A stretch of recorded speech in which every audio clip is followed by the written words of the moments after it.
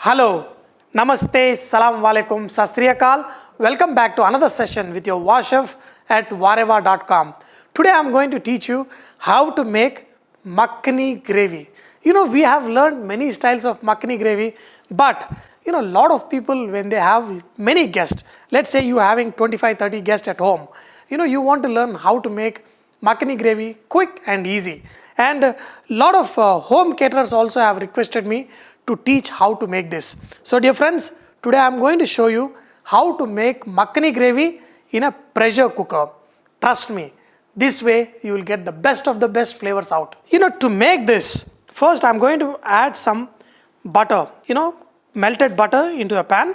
And then here I have got, cardamom, cloves, cinnamon and bay leaf. I put it in a cloth and tied it so that, all the flavor is extracted into the gravy, and so that I can remove these cardamom cloves out, because later I am going to blend all this masala and I don't want to get the brown color coming from cinnamon sticks and cloves. So I put everything in a muslin cloth and then just put it in this butter. If you don't want to use butter, you can always use a little bit of oil also. And in this, add onion. The amount of onions you add will affect the taste of your Makhani sauce. Usually the onions are added to add some sweetness to the sour tomatoes. So in this, I have added 4 big onions to give a nice flavor for our Makhani sauce. And we are going to add some cashew nuts. Not too much, just 1/4 cup of cashew nut. But if you add too much of cashew nuts also, the sauce will become a problem. You want the sauce to be nice, silky.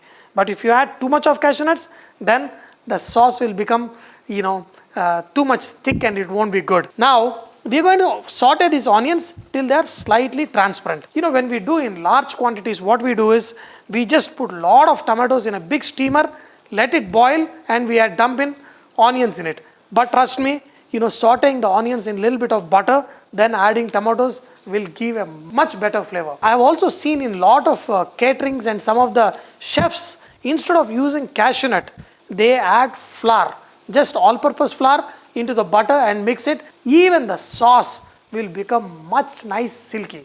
In this, add salt. Wow, any day, little bit of butter and onions getting sweated like this. This is my favorite flavor. Now look at this. These onions have slightly sweated. This is good enough. We don't want to brown the onions. That will make the sauce totally different flavor. In this, add ginger garlic paste. We're going to saute this ginger garlic paste for 1 minute so that the raw flavor is slightly gone. And now we're going to add 2 chilies. Lot of red chili and little bit of green chili. One of the chefs I worked with, he says, if you don't add green chilies in making this gravy, the Makhani flavor will not be good.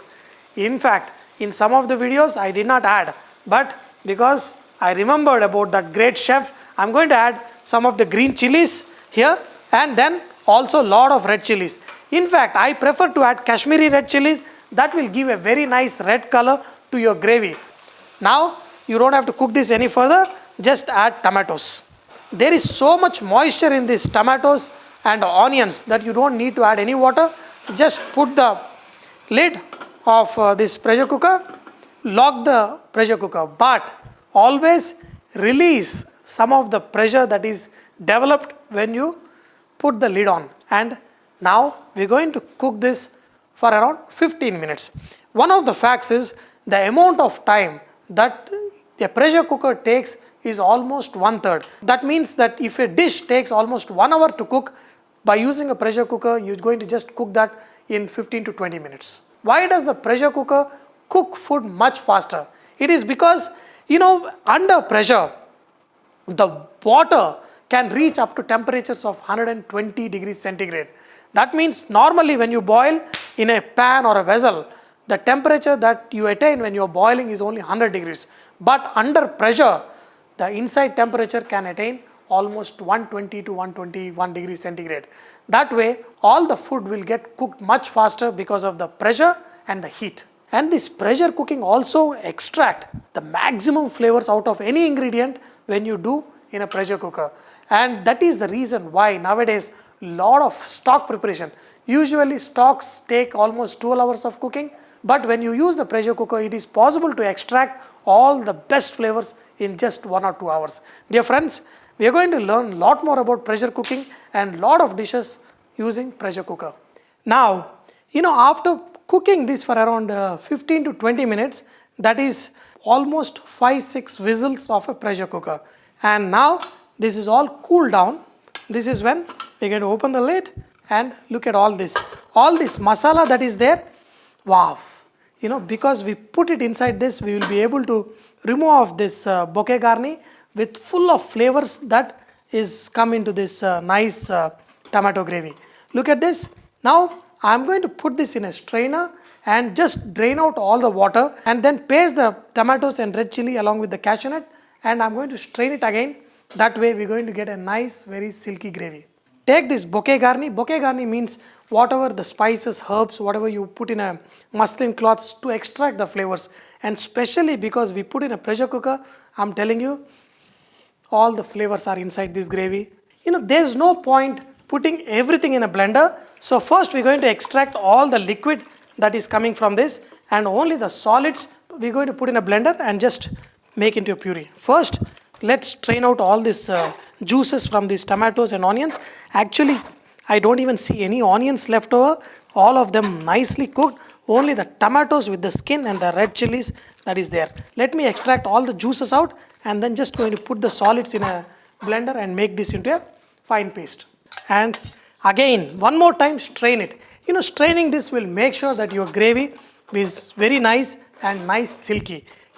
Especially for the Makhani sauce, you want the gravy to be just silky and silky. When you make it this way, it will come perfect. After straining all this blended paste, all you are left with the seeds and the skin of the tomatoes. Other than that, all the nice silky sauce is in your pan. So now we are going to cook this for a few minutes. Get a nice color after you blend the red chilies and as well as the skin of the tomato, you will get nice good color. In this, we are going to add some more salt, and a lot of people add different things. Some people also add honey, but just add 1 or 2 teaspoons of sugar in this much gravy. And last but not the least, the real good flavor for your makhani comes by adding Kasoori methi.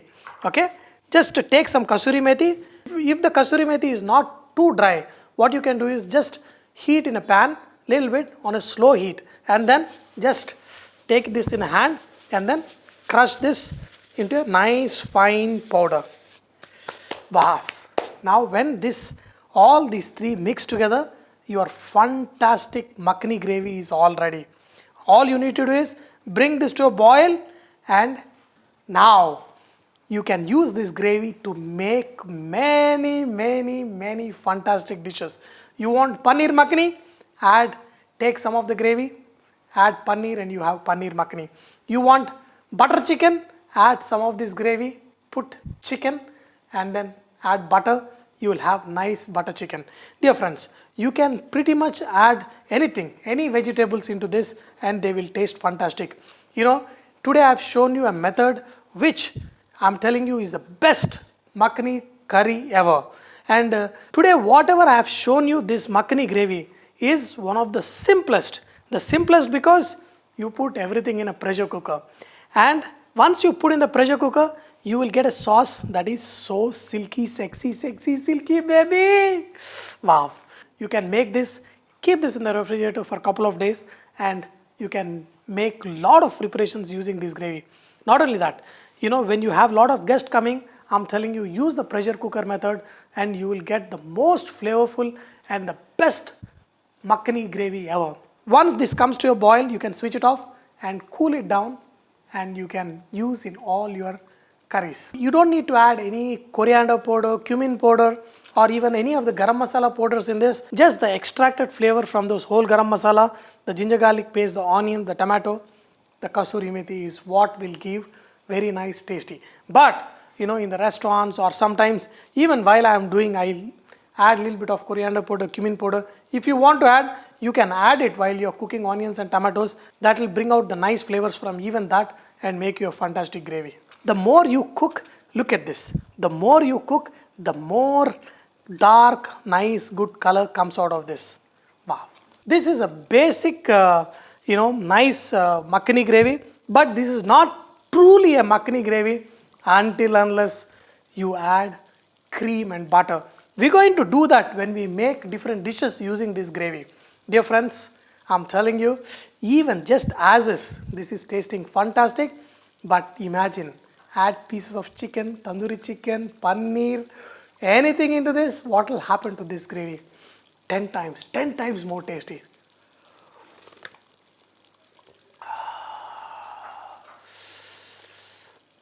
Wow. You know what I tell you? Don't complicate it. Don't add any kind of powders. Just do the way I've shown you. I'm telling you, this gives you kind of makhani gravy. Dear friends, I hope you enjoyed today's session of learning this awesome makhani gravy using pressure cooker. But do not forget, Vareva is all about inspiring others to cook. So please post your recipes and cooking tips at vareva.com so others can benefit from your great cooking. Thank you.